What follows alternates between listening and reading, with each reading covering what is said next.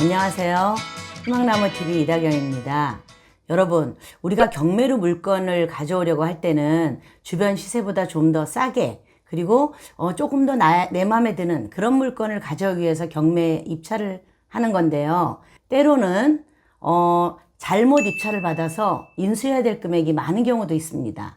또는 물건이 너무 예뻐. 야, 집 주변에 비해서 새로 지은 집이고 너무 좋아. 그런데 거기서 내가 한 가지를 실수하고 못 봤을 경우에는 여러분들이 명도 과정도 굉장히 길고요. 그 다음에 전부 계산을 끝내고 나면은 주변에 매각돼서 나온 물건보다 훨씬 비싸게 돈을 지불해야 되는 경우가 있습니다. 이번 시간에는 경매 입찰 시에 주의해서 봐야 될 부분이 어떤 게 있는지 그 점에 대해서 알아보는 시간을 갖겠습니다. 구독, 좋아요, 알림 설정 콕콕. 자, 이 물건을 살펴보면요. 요건 강원도 횡성군 둔내면에 있는 물건이거든요. 집이 너무 예뻐요. 자, 대지를 보면 총 261.36평이고요. 건물이 60.65평. 딱 이렇게 귀촌에서 살기 좋은 그런 정도의 크기입니다. 감정가는 3억 7천대고요. 지금 30% 1회차 저감돼서 2억 5,900에 가져올 수 있는 그런 물건인데요. 자, 요 물건이 어떤 건지 한번 사진부터 보시죠. 아주 깨끗하고 한적한 바로 산 밑에 공기 좋은 그런 집인데요. 강원도에 있는 집치고는 굉장히 예쁘게 지었어요. 네.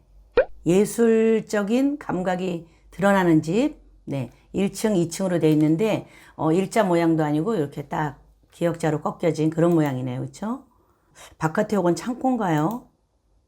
네, 마당에 아주 아름다운 소나무도 있습니다. 곱게 뻗은. 네. 그리고 담장을 안 하고 이렇게 울타리 방풍림으로 둘러싼 그런 집이네요. 네. 차고를 이용해서 태양열도 설치를 해놨고요. 아주 집이 별로 빈틈없이, 그쵸? 우리가 볼 때는 다 갖춰진 그런 집입니다. 집 모양도 보면 1층 면적이 126.23제곱미터. 그래서 1층도 굉장히 넓거든요. 아까 얘기한 대로 기역자로 집이 꺾어져 있는데 여기는 대가족이 살아도 될 만큼, 그렇죠? 굉장히 집이 넓어요. 자, 2층도 보면 1층보다는 조금 넓지만 2층에도 방이 2개 있고 그 다음에 거실도 있고. 땅 모양을 보겠습니다. 땅 모양은 약간 마른 목골, 네. 이렇게 정사각형이 아닌 한쪽에 약간 조금 마른 목골 형태인데요. 땅 모양도 이 정도면 이쁜 편입니다. 여기 위치를 보면은요, 그 횡성에서도 조금 요 주위에 굉장히 괜찮은 지역에 있는 그런 곳입니다. 그런데 여기서 조금 주의해서 보셔야 될 게 있어요. 집도 예쁘고, 땅 모양도 예쁘고, 또 위치도, 너무 시골도 아니고 굉장히 좋아요. 그런데, 자, 요게 보존 등기가 2013년 10월 22일 날 났거든요. 그러면 이 등기가 나고 난 다음에 근저당 설정이 들어가겠죠. 대출을 받았을 거니까. 자, 2013년 10월 22일 이후에 근저당 설정이 들어가거나 당일날 등기 나는 날로 바로 들어갑니다. 그러면 늦어도 2013년 10월 22일에서 25일 그 사이에는 근저당 설정이 들어갔는데요. 요거는 10월 24일 날 근저당 설정이 된 그런 물건입니다. 그런데 세입자 현황을 보면 요 임차인이 지금 신축과 동시에 입주를 해서 들어가고 있는데요. 전입을 2012년 11월 30날 했습니다. 그러면 집이 등기가 나기 전에 벌써 전입부터 돼 있는 거고, 다시 말해서 근저당 설정되기 이전에 몇 달 전에 전입이 돼 있는 상태예요. 요거는 대항력이 있는 그런 물건이거든요. 그런데 자, 이분이 배당 신고도 안 했어. 그죠? 배당 요구 종기일까지 배당 요구도 안 했고, 그 다음에 위에 내용을 자세히 좀 살펴보면 여기 말소 기준 권리일이라고 있어요.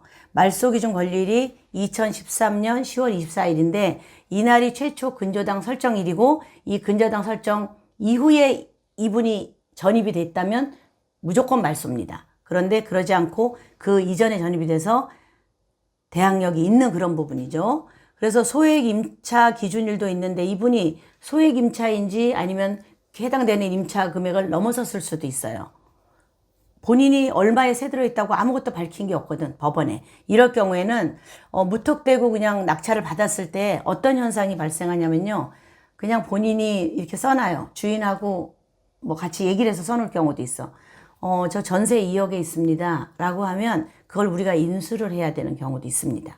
그래서 이런 물건은 굉장히 중요한데, 아무리 예쁘고 땅도 좋고 위치도 좋고 하더라도 이런 물건은 직접 가서 여기 세입자하고 얘기를 해봐야 돼요. 얼마에 있으신 거예요? 그리고 어느 정도면 우리가 만약에 이걸 낙찰받으면 계속 있을 생각이 있느냐, 아니면 나갈 거냐, 이런 등등을 사전에 조사를 다 해서, 나는 그러면은 뭐 1,000만 원에 얼마에 있습니다 라든가, 아니면 전세로 뭐 1억 얼마에 있습니다 라고 하면 그 금액을 제하고 낙찰 금액을 설정해야 되기 때문에, 이분이 얼마에 있다라고 한 임차 계약서가 있잖아요. 그걸 사진을 한 장 찍어 오도록 해야 돼요.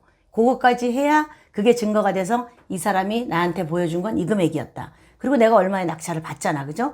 그러면 그 낙찰을 받고 임차 금액과 합해서, 그건 내가 인수를 해야 되는 거니까, 합해서 주변의 시세보다, 예를 들어서 주변에 금매로 나온 시세보다는 훨씬 싸야죠. 왜냐면 명도하는 비용도 들어가고 뭐 집행 비용도 들어가고, 또 내가 이 물건을 받아서 인수하기까지는 최소한 3개월이라는 기간이 걸리기 때문에 그 안에 대출을 받았을 경우에 이자도 생각을 해야 되고, 여러 가지를 생각을 해서 여러분들이 입찰가를 선정하셔야 됩니다.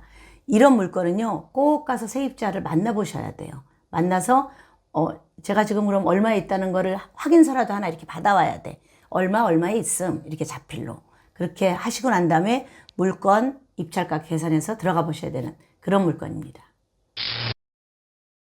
다시 말해서 이렇게 선순위 임차인이 배당 요구를 하지 않은 이런 경우에는 여러분들이 인수해야 되는 금액이 더 클 수도 있습니다. 그렇기 때문에 경매 물건을 보실 때 이런 점은 주의 깊게 보셔야 됩니다.